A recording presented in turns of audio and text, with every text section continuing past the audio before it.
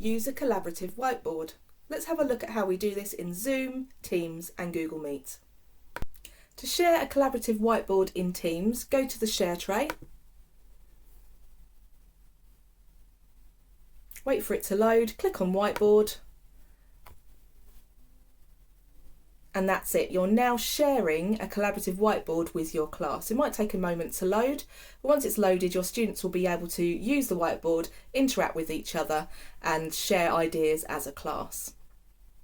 Obviously, keep an eye on the kind of things that they're putting into the whiteboard, and then when you're ready and you've completed doing your work together as a collaborative piece on the whiteboard, you can then click on Stop Presenting.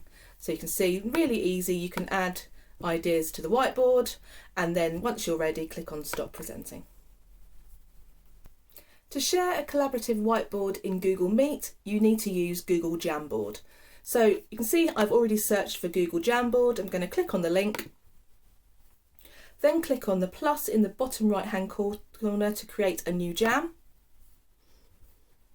and I'm going to give it a name so that I can identify it later. So this is going to be the name of my class, and I'm going to click on OK. Once I've got that, I need to get a link so that my students can access it. I'm going to click on Share. Then I'm going to click on the Change Link to Digital Schoolhouse, and you can see I can change the settings in here. So if I want to set it so it's only available to people in my organisation, I can leave it on this option.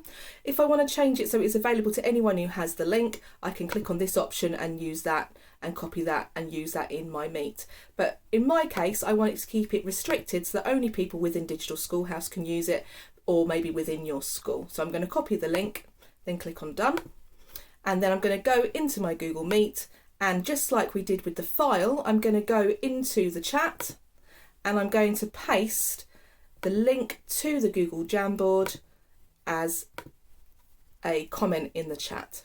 And that's it. Now my students can click on this link, it will take us into the Jamboard, and then we can collaboratively work on that together. To use a collaborative whiteboard in Zoom, what you need to do is go to the bottom of the screen, click on Share Screen, and choose the whiteboard option. Once you've selected that, click on Share, and that will then be made available to you and also to anyone else that's within this Zoom meeting. When you're finished, just click on Stop Share, and that will stop the sharing of the whiteboard with your class.